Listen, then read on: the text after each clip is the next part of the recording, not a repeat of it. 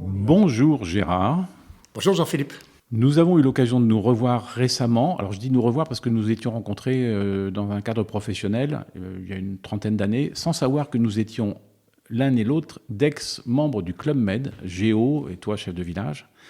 Et là, le hasard des rencontres a fait que via notre réseau respectif, nous avons donc un ami commun, Franco, on se contentera de son prénom, qui nous a permis de reprendre contact. Et puis, eh bien, en discutant de choses et d'autres, je t'ai proposé de faire ce podcast pour raconter ton parcours du Club Méditerranée. Alors, précision, quand nous avons été au Club Méditerranée, nous ne nous sommes pas rencontrés au Club Méditerranée. Nous ne sommes pas connus au Club Méditerranée. Ah non, on ne fréquentait pas les mêmes chefs de village, on n'a donc pas eu les mêmes parcours géo. Voilà. Et puis il y a eu un petit décalage, puisque toi tu es rentré au Club Med avant moi. Je vais te laisser raconter ton histoire. Je vais simplement souligner un point particulier. C'est que tu étais promis à faire Polytechnique avant de rentrer au Club Med. Oui, bien sûr, les mathématiques mènent à tout. C'est bien connu. Mais je te laisse raconter ton histoire. Ton parcours Club Med. Oui, et puis peut-être aussi avant, c'est-à-dire pourquoi je suis rentré au Club Med. Parce que en fait, moi je suis rentré au club en 71. Alors les mauvaises langues vont dire 1871, 1971. Qu'est-ce que tu as fait? Où est-ce que tu l'as trouvé? Est-ce qu'il était inclus dans une boule de résine comme dans Jurassic Park, d'où tout le sort celui-là, quoi. Oui, parce qu'il n'y avait pas LinkedIn pour recruter à cette époque. Non, à l'époque. Et donc, 71, et j'avais 22 ans, et le club aussi. Parce que je suis né en 49, le club aussi. Donc, en fait, on s'est rencontrés à l'âge de la maturité, le club et moi, et on s'est construit ensemble. Donc, on a eu les mêmes héritages, ceux d'avant, et puis on a essayé d'aller un petit peu plus loin pour faire partie de ces fameux 100 chefs de village, des 100 villages des années 70-80. Qui sont dans la légende du club. Je ne sais pas si tu as vu ce poster magnifique où il y avait les 100 chefs de village du club. J'y suis, avec des figures incroyables. Donc, comment ça s'est passé pour en arriver là, si c'est la question que tu me poses? Comment as-tu croisé le Club Med? Parce qu'on ne croise pas par hasard. Oui, alors, en fait... je veux dire que tout ce que je vais raconter là, finalement, je suis obligé de parler de moi, puisque je suis le sujet de cette interview, mais absolument. En fait, je voulais dire deux choses. La première, c'est que je suis un inventeur, mais qu'on n'invente jamais rien. En fait, on n'a que l'héritage des gens qui étaient avant nous, et on y met sa petite sauce. Donc on réinvente. Voilà. Et puis on n'invente jamais seul. Et tout ce que je vais raconter là, c'est une équipe, toujours. C'est des gens qui ont été avec moi, des gens qui m'ont suivi, des GM qui m'ont adoré, qui ont participé à tout ce qu'on a eu le plaisir de réussir, quoi, et d'inventer. Mais j'ai toujours inventé. Donc comment j'ai fait pour inventer ? Si on fait un petit retour en arrière, moi je suis un enfant, j'ai été fabriqué au Nord Cameroun, parce que mes parents se sont mariés dans le Nord Cameroun en 47. Alors tu vois, c'était mal barré pour une vie normale. Et je suis né à Versailles, mais je suis tout de suite retourné en Centrafrique. Et ma mère m'a fait l'école en plein de Centrafrique, en brousse. On n'était que trois, avec mes parents, en pleine brousse. Et ma mère m'a fait l'école jusqu'à 10 ans. Donc, ce qui fait que, tu parlais de Polytechnique tout à l'heure, je pouvais déjà rentrer à Polytechnique à 10 ans, vu le cerveau gavé que m'avait octroyé ma mère. Et puis, je suis aussi un rebelle, un enfant d'Afrique, un enfant de libre pensée, un enfant qui marche pieds nus, etc. Et donc, c'était plutôt prédisposé pour le club.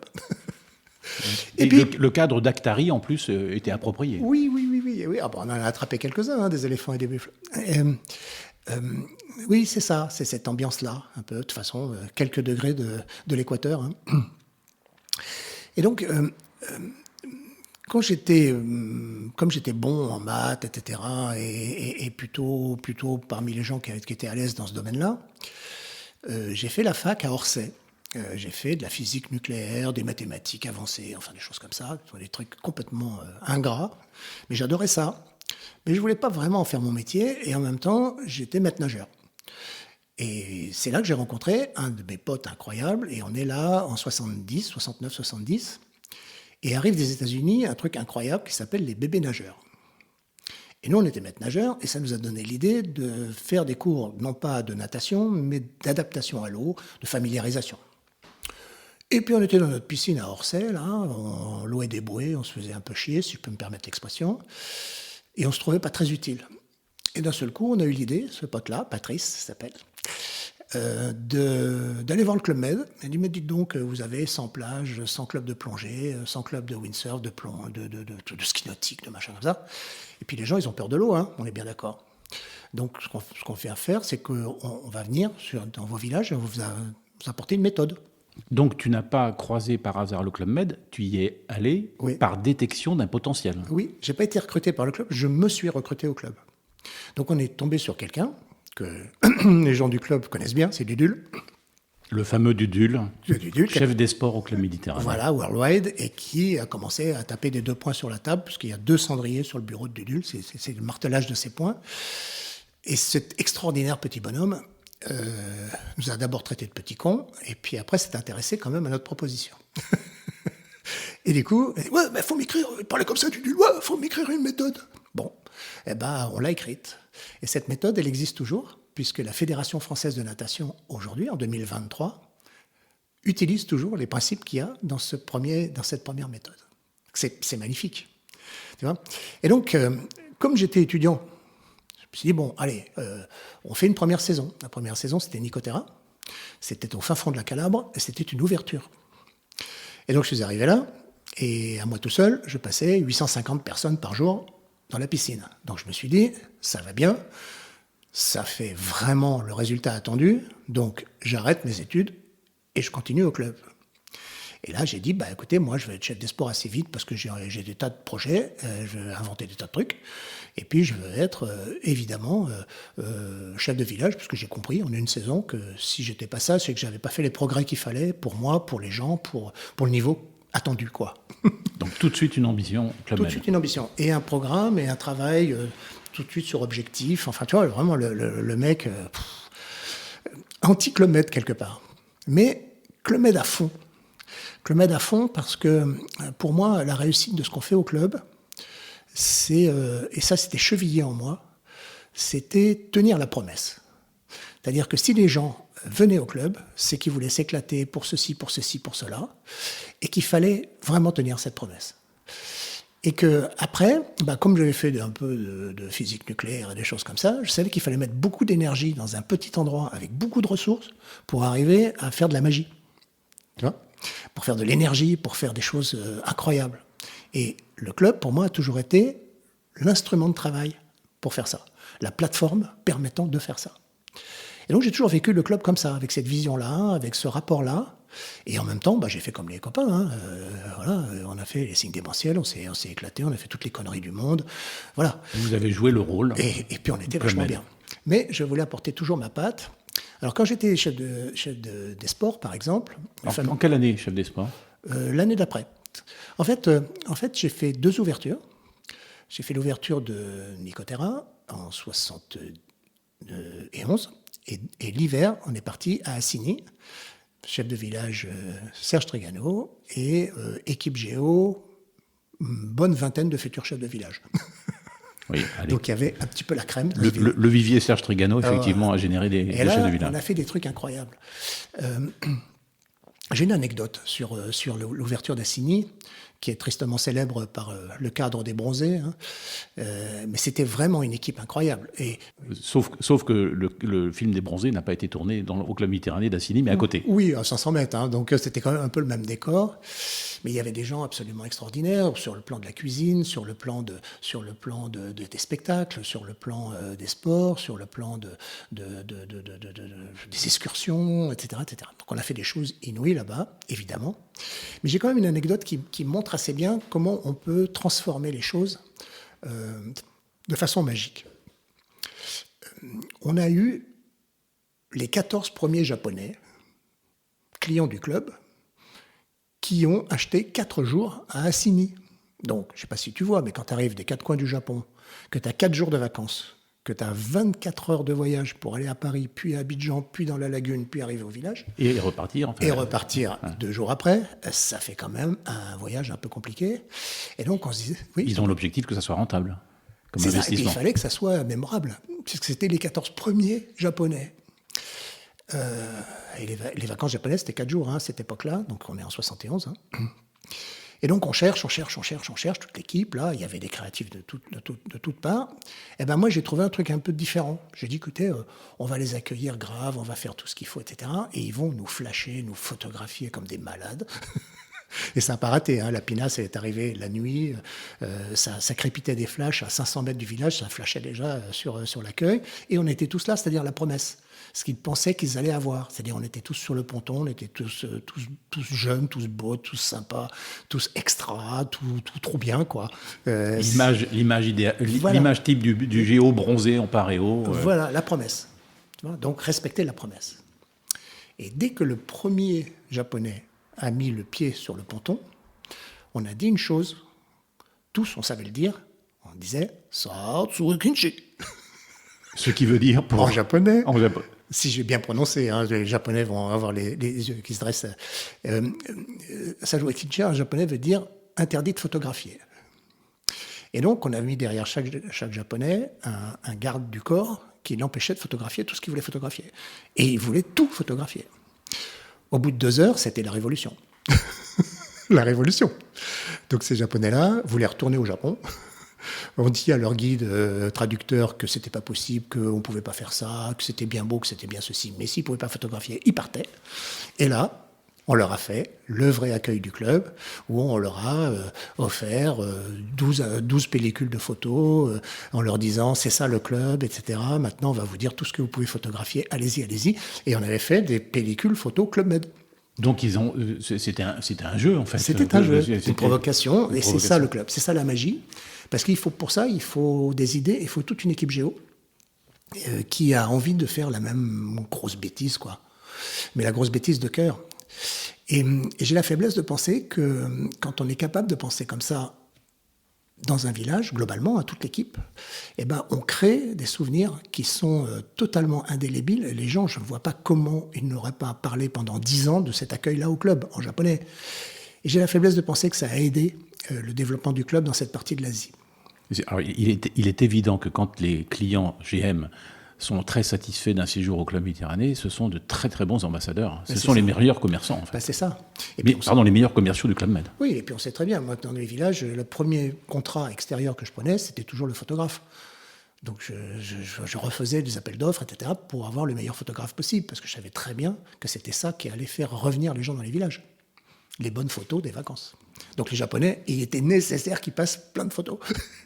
Voilà, donc ça c'est pour expliquer la magie, un petit peu. Tu vois. Donc là, tu étais pas chef de village, tu étais chef des sports à Assigny. Non, j'étais maître nageur encore, c'était ma deuxième saison. D'accord. Donc j'étais toujours maître nageur, je m'occupais de la sécurité, la mer qui était très dangereuse, donc on a sorti quelques-uns de la patouille. Et là j'étais très content d'être spécialiste mer, et d'avoir bossé avec les CRS, tu vois, pour savoir sortir les gens de la patouille, parce qu'on en a sorti quelques-uns. Alors, quand est-ce que tu es devenu chef des sports? Où est-ce que tu es devenu chef des sports? Tout de suite. En fait, je suis venu à la 3e saison. Je suis devenu chef des sports, et pas dans un petit village, parce que c'était à Corfou, en 72, donc il y avait du monde. En surbooking, c'était combien, Corfou? 1800. 1800. Ouais, alors moi, j'avais fait Palinuro, c'était pas loin de 1500, 1600 en surbooking. 1800, avec les files, tu sais, mettez les gens par 3, donc il y avait la file des célibataires hommes, la file des célibataires femmes, et la file des couples. Donc les mecs allaient choper les nanas pour dire on est en couple, comme ça ils étaient que 2 par case, tu vois. Alors pour situer le moment où tu étais à Corfou, qui était chef de village à cette époque? Alors c'était Thierry Brenner. Et très curieusement, Thierry Brenner était quelqu'un qui était assez peu un homme du club. C'était un homme de marketing, c'était un homme de développement, d'image, de choses comme ça. Et c'était un homme extraordinaire, mais qui était l'antithèse du chef de village avec son trident, ses cheveux bouclés et son bandeau et son paréo. C'était quelqu'un de très, très anglais. Oui, il était british, quoi. Donc il était top, et il était à Corfou. Et nous, c'était marrant. Et c'est un mec prodigieux. Et bref, moi je me dépatouillais avec mes sports. Et là, Dudul me dit, il faut que tu m'inventes des jeux. Bon, bah d'accord, j'ai inventé des jeux. Et ça me plaisait. Et donc, encore une fois, toujours pour faire la promesse, tenir la promesse pour que les gens qui venaient faire du sport s'amusent, mais grave, dans l'eau, avec une corde, avec un machin, avec un truc. Bref. Il me semble, tu me corriges si je dis une bêtise, que Corfou, à cette époque, dans les années 70, était la référence ski nautique du Club Med. Oui, ski nautique avec le fameux accueil, tu sais, les bateaux, il y avait les 6 bateaux, 8 bateaux, avec 4 géos derrière à chaque fois, les drapeaux du monde entier, enfin c'était prodigieux ça. Mais il fallait le faire, hein. On peut dire que sur les skis, il fallait tenir. Il fallait tenir, absolument. Il fallait tenir, il fallait être costaud, donc c'est les sports et les équipes, en général les équipes de ski nautique qui faisaient le boulot. Mais encore une fois, c'était encore ça la promesse. C'est-à-dire que les gens venaient à Corfou pour voir les drapeaux tourner autour des caïques. Et tu vois, c'était fabuleux. Et Dudul me dit, bon, allez, tu vas inventer des sports, des jeux. Bon, d'accord, j'ai inventé plein de jeux. Mais avec une règle simple. Par exemple, maximum de participants, minimum de règles. Tu vois ? Voilà. Et donc, les gens, ils étaient complètement éclatés parce que c'était hyper simple, hyper intuitif. Et il y avait à chaque fois 700, 800, 1000 personnes dans les jeux. Est-ce que c'est toi qui as inventé le jeu que l'on pratiquait à Palinuro qui consistait à mettre le maximum de gens dans un combi Volkswagen ? Ah non, ça non. Ça non. Non. Pourtant, c'était l'époque. Hein. Mais, c'était de saison. Des combis, ouais, c'était de saison. Non, je n'ai pas eu cet honneur-là. Par contre, on a inventé 2-3 tours de cochon. Je sais pas quoi, les courses au citron, voilà, où on met 200 kilos de citron dans la piscine et 400 personnes autour. Et puis, c'est le bord qui ramène le plus de citron qui a gagné. Voilà, bon. Mais pour ça, il faut 50 géos autour pour la sécurité, tu comprends ? C'est un tsunami, la piscine, hein, quand tout le monde saute en même temps dans la piscine. Alors, chef des sports à Corfou, combien de personnes dans ton équipe ? Oh, à l'époque, il devait bien y avoir 180 géos, hein, au sport, rien qu'au sport. Rien qu'au sport. Ah oui, c'était des équipes pléthoriques, parce qu'il y avait beaucoup de voiles et beaucoup de ski nautique, donc ça fait déjà presque 60 personnes, 70 personnes. Plus les pique-niques, plus les sports terrestres. Toute la diversité des activités sportives du Club Med. Plus l'équitation, plus le yoga, plus le tir à l'arc, plus ça en fait. Alors, question, as-tu été formé pour être manager au-delà de la spécialité sportive ? Alors non, ça c'est venu de façon intuitive. En fait, l'idée c'était toujours d'être leader quelque part. Donc ce qu'il faut comprendre, c'est que le club a fabriqué des leaders. Pas vraiment des chefs, mais des leaders, c'est-à-dire des gens qui étaient capables d'entraîner d'autres personnes, et dont les clients, hein, dont les GM, dans des trucs, voilà, dans des projets, dans des événements, tout ça, en passant par des trucs fédérateurs. Voilà. Et ça, c'était l'idée. Donc moi, j'étais un peu plus outil méthode, mais bon, en même temps, j'ai toujours été leader, toujours aimé faire ça, etc., de faire des tours de cochon de partout. Donc voilà, donc j'ai fait chef des sports assez longtemps. En même temps, je continue à faire mes histoires de natation, etc., de dupliquer à Pompadour, que tu connais bien, avec les maîtres nageurs, pour qu'ils partent avec d'autres idées que celles de 1, 2, 3 à la grenouille. Et notamment, un hiver, en étant chef des sports, j'ai fait une saison à Livigno, où il y a la neige, le petit Tibet, là, en Suisse. Et c'était un village très très froid, mais il y avait une piscine. Et avec Dudul, on avait dit, bon, on va prendre les 23 ou 24 moniteurs de ski qui sont là, et comme ils n'ont pas beaucoup de polyvalence, on va leur apprendre à être maître nageur. Et donc j'ai formé des moniteurs de ski, je ne te raconte pas, c'était un bordel. Et on a formé ces moniteurs de ski, et les 3 quarts ont eu leur diplôme. Donc du coup, ils partaient comme maître nageur. Oui, parce qu'il faut expliquer, pour les quelques-uns qui écouteraient ce podcast et qui ne connaissent pas le Club Med, il faut savoir que un moniteur de ski en hiver, s'il veut partir au Club Med en été, il faut qu'il fasse autre chose. Alors, dans une activité sportive, le ski nautique étant une possibilité, mais il y en a beaucoup d'autres. Oui. Ben, pour les gens qui ne connaissent pas le club, peut-être qu'ils ne se rendent pas compte que tous les gens qui bossent au club ont un vrai métier et qu'ils exercent un métier. Les barman sont barman, les régisseurs de spectacle sont des professionnels, les moniteurs de ski sont des professionnels, les moniteurs de voile aussi. Donc, pour ça, les maîtres nageurs sont diplômés et les gens du mini-club sont diplômés. Donc, c'est déjà des professionnels de base. Après, avec 2-3 perlimpinpins dans la tête pour faire le reste. Voilà. Et le sens de la fête. Et le sens de la fête, et surtout le sens de la communion, je dirais, tu vois. De la communion, plus que de la fête. Parce que la fête, bon, pas compliqué à faire la fête. Tu bois un peu, ça va, ça rigole. Mais pour que cette fête soit profonde, pour que cette fête soit mémorable, pour que d'abord, si tu es trop bourré, tu ne te rappelles plus. Donc, pour que ça soit vraiment bien, il faut que ça soit un partage complet. Tu vois, une adhésion, on a fait des coups pas possibles. Tu vois, en tant que chef de village, après, j'ai eu la chance. Du coup, comme j'étais pas mal créatif, et que c'était l'idée de ça, tu vois, c'était plutôt des créatifs qui devenaient patrons, j'ai été très rapidement nommé chef de village, je pense un des plus jeunes et un des plus rapidement de cette génération-là. Parce que j'étais force de proposition tout le temps, tu vois. Et aujourd'hui, je suis recruteur, et si les gens ne sont pas force de proposition, je ne les présente pas à mes entreprises, hein, parce que ça avance pas. Alors, quand est-ce que tu es devenu chef de village et qui est-ce qui t'a proposé de devenir chef de village? Eh bien, Serge Trigano, puisque c'était lui qui était directeur d'exploitation à l'époque. Et donc, au bout de 5 ans, c'était mûr, c'était l'échéance qu'on avait fixée ensemble, et je suis parti chef de village. Et ma première saison, ça a été extraordinaire. Extraordinaire, parce que j'ai voulu toujours faire des choses différentes. Alors, c'était Korba, ma première saison. C'est un village en Tunisie, de Kaz. Et c'était complètement dingue ce qui s'est passé pendant cette saison-là. J'ai des souvenirs inouïs. Par exemple, on faisait des journées de sport là-bas, qui étaient complètement dingues. Et il y avait tout le village qui participait. Donc il y avait un quart du village qui était dans 4 équipes, dans chacune des 4 équipes. Et là, c'est là qu'interviennent mes grands amis Abdel Mahachi, qui était un très grand chef de village après, qui a fait sa première saison d'animateur avec moi, cette saison-là. Richard Sanchis, qui était un chef des sports extraordinaire, venant des commandos de marine, un mec incroyable, enfin bon. Alors, tu n'es pas le premier à souligner, Stanley Gors l'a fait avant toi, Oui. à souligner qu'il y avait au Club Méditerranée beaucoup d'anciens militaires, en fait. Bah oui, parce que le militaire est en bonne santé. Et pour faire ce métier-là, il faut quand même être en bonne santé, hein. Donc, quand il n'y en a plus, il y en a encore, hein. Sinon, tu t'en vas au bout de 3 semaines, épuisé, exsangue, voilà. Et au-delà de leurs origines militaires, ils avaient le sens du management et de la direction. Oui, c'est ça, du collectif, de faire ce qu'il fallait faire, de la stratégie, quelque part, tu vois. C'était des gens très intéressants, les militaires, hein. Ils ont des valeurs, une certaine obéissance à l'ADN, tu vois. C'est très intéressant, ça.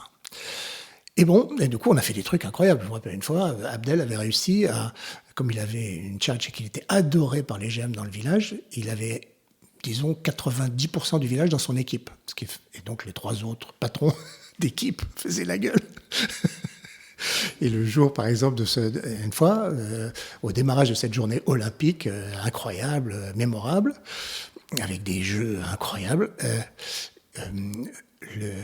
Richard avait enlevé Abdel, il l'avait pris du lit à 5h du matin, il avait été le choper en plein sommeil, et ils l'ont attaché dans la mangeoire des chevaux au club hippique à 3 km du village.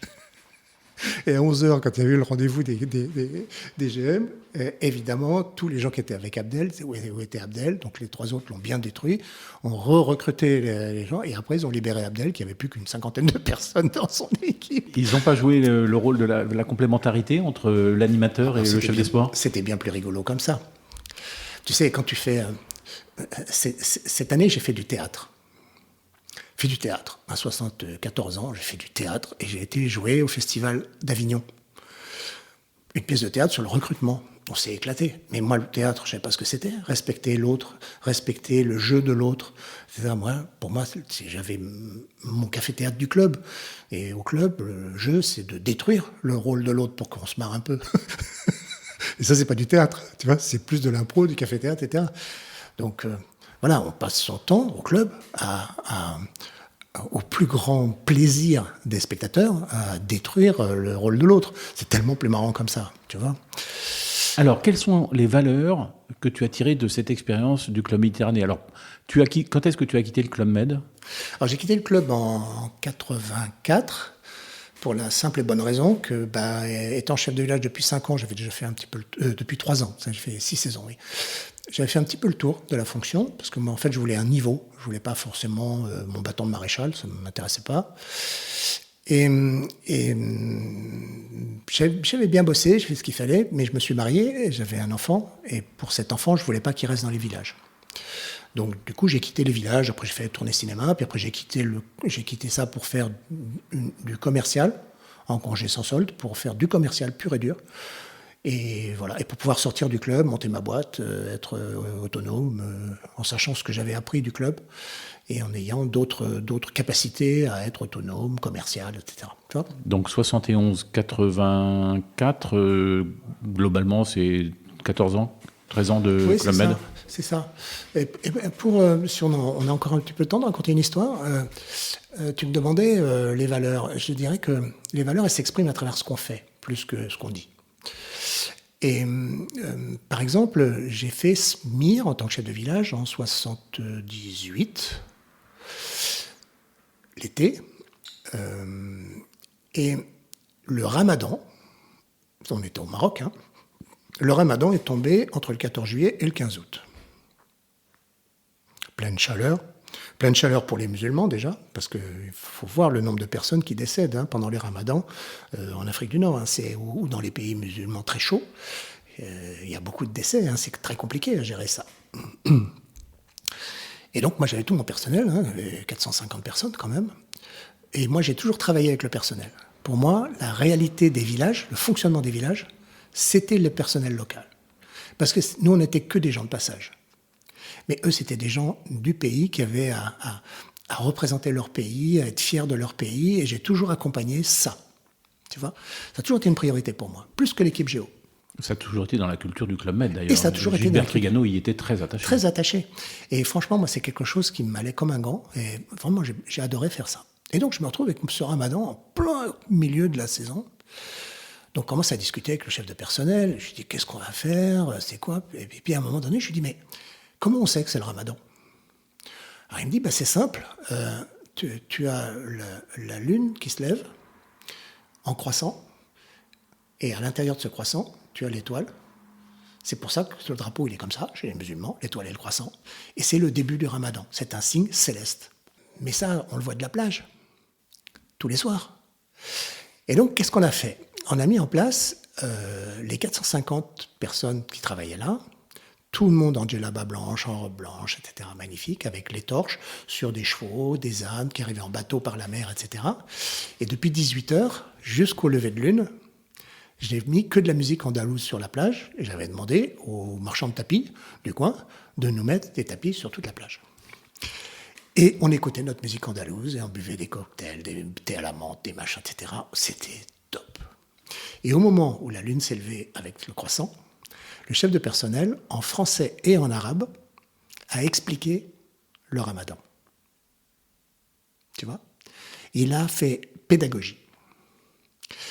Et quand tu commences à t'expliquer, les barrières culturelles tombent, les peurs tombent, les a priori tombent, et t'es juste des gens qui ont envie de vivre des choses sympas ensemble.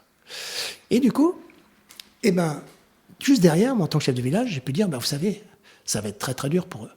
Donc, si vous voulez faire un peu plus votre lit le matin, si vous voulez ne pas boire devant eux au bar, si vous voulez ramener les assiettes au bord de la table, si vous voulez ramasser un petit papier par terre à gauche à droite, ça sera moins pénible pour eux. Et vous en seront reconnaissants. Eh bien, écoute, je crois que tu dois être remercié de souligner ce point qui était une des qualités du Club Med, où il y avait une mixité culturelle, sociale extraordinaire. Et cette démarche du Club Med nous a tous marqués, au point qu'on a les chakras ouverts à chaque fois qu'on rencontre une personne qui a une autre culture que la nôtre. Et je dois dire que, pour ce qui me concerne, c'est le principal bénéfice que j'ai tiré de mes 5 années au Club Méditerranée.